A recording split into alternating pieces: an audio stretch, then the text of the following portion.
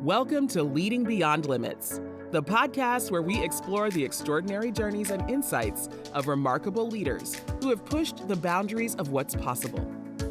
Your host, Angel Radcliffe, who is a digital transformation leader, author, speaker, and financial educator, will lead each episode and dive deep into the stories, strategies, and philosophies that have empowered these exceptional individuals to lead, inspire, and achieve beyond the ordinary. We're about to embark on a journey of discovery and inspiration, and together, we'll learn what it takes to lead beyond limits. So grab your cape, or at least your favorite coffee mug, because we're about to unravel the extraordinary tales of trailblazers who've turned impossible into I'm possible. Let's get started.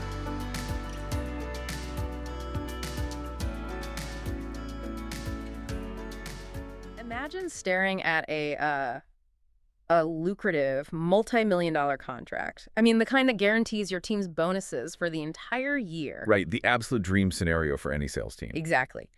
But here's the catch. You know for a fact that the prospective client treats their vendors terribly, like directly violating your organization's stated policy on mutual respect. Oh, yeah. That is a heavy, heavy place to be. It really is. And I have to say, I am genuinely so happy to be back in the studio and even happier to be speaking directly with you today because we are diving straight into the agonizing reality of that exact moment. Yeah, it's a profound tension. We are examining a specific leadership scenario today that captures a deeply uncomfortable truth about what it actually takes to lead. And the core concept we're unpacking from the scenario is beautifully concise, but it carries a massive psychological weight. It really does. It's simply this. Values aren't posters, they are filters. Yeah. And that tension you just described with the toxic client, that is exactly why this scenario demands our full, undivided attention. Let me just set the stage for you right away.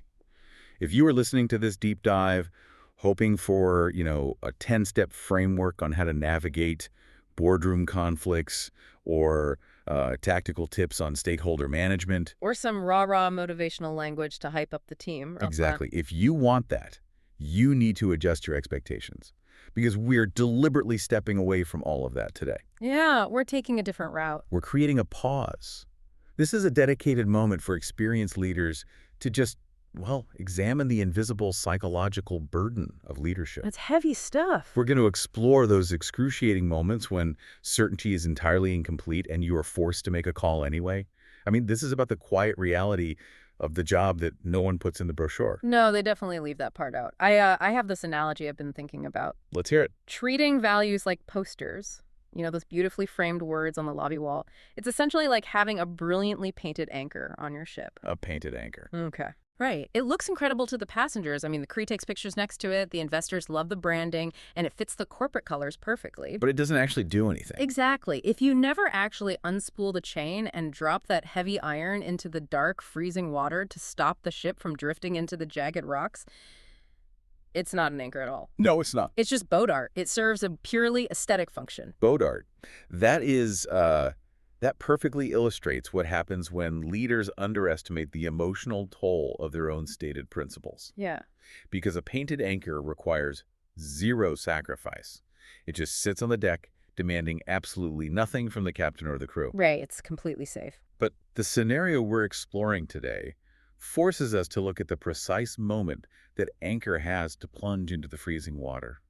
The true function, the actual mechanical utility of a core value, remains completely invisible until you are staring down a difficult decision. And the scenario establishes such a stark baseline for this. It does.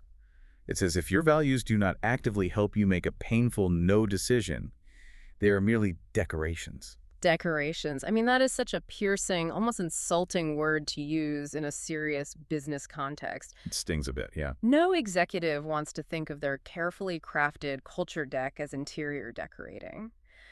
But the reality is, saying no to something shiny is so much harder than reading an inspirational quote about saying no. Oh, infinitely harder. Let's get into the humanity of this, though.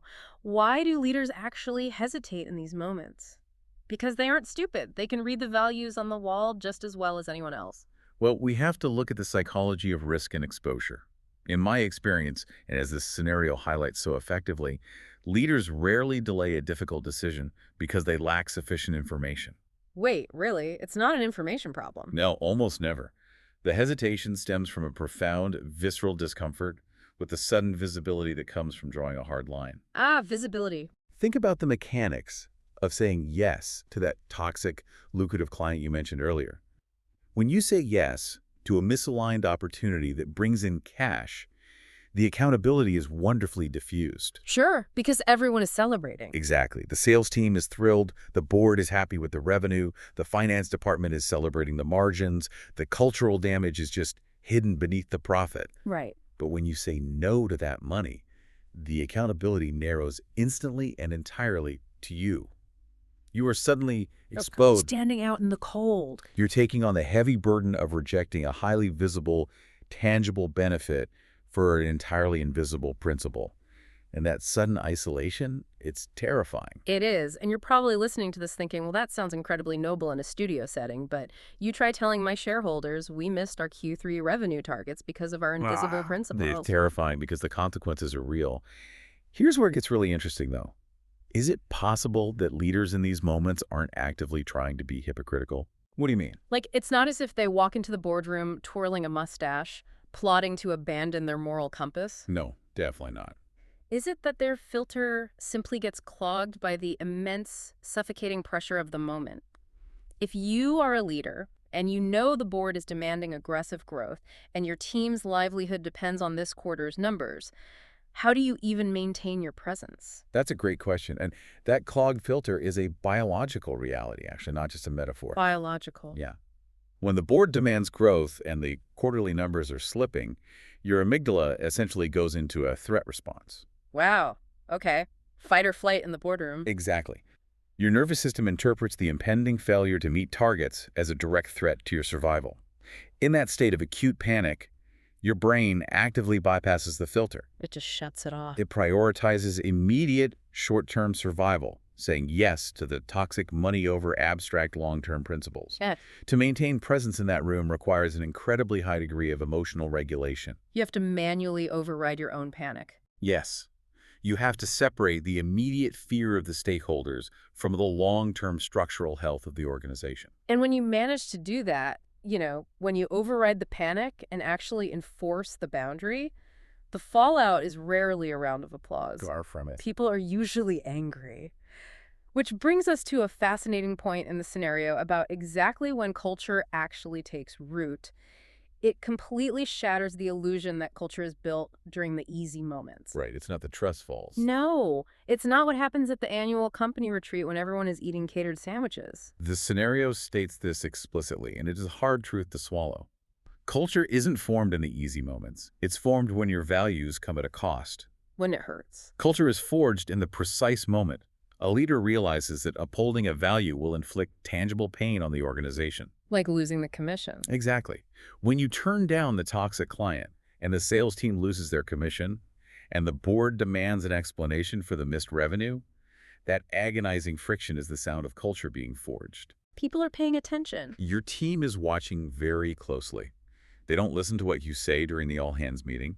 They watch what you do when the money's on the table and your back is against the wall. But standing with your back against the wall usually means you are operating blind. Usually, yes. What strikes me is how the scenario addresses the environment of these decisions. You never have all the data. You don't have some magical spreadsheet that calculates the exact return on investment of maintaining your integrity. No, that software doesn't exist. Right. There's no program that can guarantee the fallout won't destroy the company. You just have to make the call with partial clarity. And the illusion of complete data is one of the most dangerous traps in leadership. How so? Because in these crucible moments, you cannot wait for 100% certainty. Often leaders will they'll commission another study, ask for a revised risk assessment, or call for an endless series of committee meetings. Just delaying the inevitable. Exactly. Yeah. But they aren't actually waiting for more data. They are waiting for courage. Oh, wow. Waiting for courage. They are hoping the data will eventually make the decision for them, removing the personal risk. But moving forward responsibly relies entirely on a leader's judgment, their self-trust, and crucially, their capacity to remain present in the severe discomfort of not knowing exactly how the situation will resolve. So picture yourself as the listener, standing there in the middle of this storm. You know the culture is being formed in real time, right in front of everyone watching you. Everyone's eyes are on you. And you don't have the data to prove you are making the right financial call. So what does this all mean for the leader in the hot seat? How do you handle the psychological isolation of making a massive call when the data is incomplete?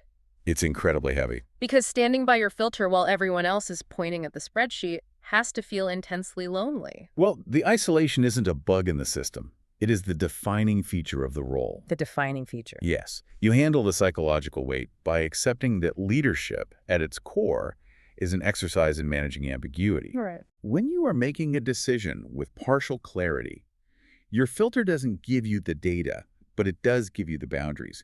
It illuminates the lines you absolutely will not cross. So it narrows your option. Exactly. This makes the ambiguity slightly more manageable, but the loneliness remains. You're essentially standing on an island, rejecting a massive, shiny bridge that someone is offering you, because you know the steel in that bridge is structurally unsound. And the people standing on your island might be furious with you. Oh, they almost certainly will be. Your sales director is yelling, asking why you just burned a perfectly good bridge that would have gotten everyone to their annual bonus. I mean, they don't care about the structural steel. They just want to cross the river. But that isolation isn't just an emotional burden. It translates directly into a financial and reputational one. Right. There's a real cost. The moment you lean on that filter, you are usually kissing revenue or prestige goodbye. The scenario presents what is arguably the ultimate crucible test for any professional. It says, if you've never walked away from money or status because of a core value, you haven't actually tested your commitment yet. Money and status, the two primary engines that drive almost the entire global corporate machine, and the scenario is asking you to voluntarily walk away from them. Yes, voluntarily. We've talked a lot about the money side, rejecting the toxic client contract. Let's talk about status, because that is a completely different kind of drug. It really is. What if the filter requires you to pass on hiring an absolute superstar in your industry? Someone who would bring massive prestige and media attention to your firm, but who has a well-known reputation for destroying team morale and being impossible to work with. That happens all the time. And walking away from that status boost hurts just as much as losing the cash. It hurts because it forces the leader to absorb a highly visible loss to protect an entirely unseen foundation. That's a great way to put it. A visible loss for an unseen foundation. Everyone in the industry sees that you failed to land the superstar hire. Everyone sees the lost revenue from the rejected contract. But no one can see the compromised integrity, the toxic team dynamics, or the mass exodus of your best employees that you just prevented. Because it didn't happen. Exactly. You are choosing to look foolish in the short term to prevent the organization from rotting in the long term. I hear what you're saying about saving integrity, and it paints a very heroic picture. But let's be fiercely honest about the real world. We always talk about saving integrity as this universally praised victory. But if I walk away from a massive contract or fail to land the industry superstar, my board isn't going to pat me on the back and praise my invisible integrity. No, they'll want answers. They are going to question my competence. They might even fire me. How is a leader supposed to mentally survive the reality that passing this profound commitment test often feels exactly like catastrophic failure? You survive it by fundamentally reframing the timeline of success and failure. Reframing the timeline. Yeah, because the pain of the tangible loss is acute. It burns right now. The board's anger is loud, and the missed bonuses are real. But the rot of compromised integrity is chronic. Chronic rot. When your board looks at the quarterly report, they are evaluating the cosmetic paint job of your organization. They see the vibrant colors of immediate revenue and status. Sure, the surface level. But as the leader, you are responsible for the load-bearing walls. Compromising a core value for a short-term win, whether it's toxic money or a toxic superstar, is essentially removing a massive structural support column because you wanted to install a larger window to improve the view. Wow. Yes, the view of the revenue looks spectacular today. Everyone is complimenting the window. But the structural integrity of the house has been compromised. The failure won't happen today, but the weight will eventually bring the entire roof down. And the scary part is that structural damage happens quietly. very quietly. It's your top performers updating their resumes on a Tuesday night because they saw you tolerate abusive behavior from that superstar hire. It's the slow death of innovation because trust has completely evaporated from the room. And by the time the roof actually collapses 2 years from now, everyone will act surprised. But you knew. Right. You knew the moment you took out the support beam. And this is why leaders must cultivate a deep, unshakable trust in their own filter. They have to know, in their bones, that taking the toxic money or the compromised status would eventually hollow out the organization from the inside. It takes so much discipline. It takes a much longer view than the people demanding immediate results. It requires a tremendous amount of ego suppression to accept a public, humiliating loss in exchange for a private, structural victory. It's agonizing. And that agonizing balance between a visible loss and an invisible victory, it just isn't something that can be resolved with a quick life hack or a neat little summary bullet point. No, definitely not. You just can't optimize your way out of a severe moral dilemma. You cannot. If we look at the core journey of the scenario we've explored today, it traces a necessary and frequently painful evolution in a leader's mindset. A shift in perspective. Yes. It demands a permanent shift from treating values as decorative posters, those beautiful anchors that never touch the water, to utilizing them as rigorous, strategic filters. Even when it hurts. Especially when it hurts. And the brutal truth we must confront is that these filters will cost you money. They will absolutely cost you status. But ultimately, they are the only mechanism capable of saving your integrity. That's the real trade-off. I want to deliberately avoid offering any neat conclusions or prescriptions here. There is no checklist that makes this process pain-free or simple. Right. Instead, I simply want to invite you to sit with the ambiguity. Sit with the heavy responsibility of incomplete certainty. True leadership requires profound self-trust, and that trust is only built in the intense heat of these crucible moments when no one else can make the decision for you. We started our time today by exploring the reality that values are filters, not posters. And the scenario asks a very direct, unsettling question. When was the last time a core value cost you something tangible but saved your integrity? It's a question that stops you dead in your tracks. It really does. But I want to leave you with one final, slightly more provocative thought to mull over as you step back into the reality of your day. Let's hear it. If a core value hasn't cost you anything tangible recently, is it possible you've unknowingly been adjusting the filter just enough to let the money and status slip? Thank you for tuning into another inspiring episode of Leading Beyond Limits. If you enjoyed today's conversation and want to hear more from our incredible guests, don't forget to subscribe, rate, and review us on your favorite podcast platform. Your feedback means the world to us. And if you have a remarkable leader in mind who you'd like to hear on our show or any questions and comments, feel free to reach out to us. You can find our contact information in the show notes. Remember, leadership knows no bounds, and with the right insights and determination, you too can lead beyond limits. Until next time, keep reaching for the stars and leading with purpose.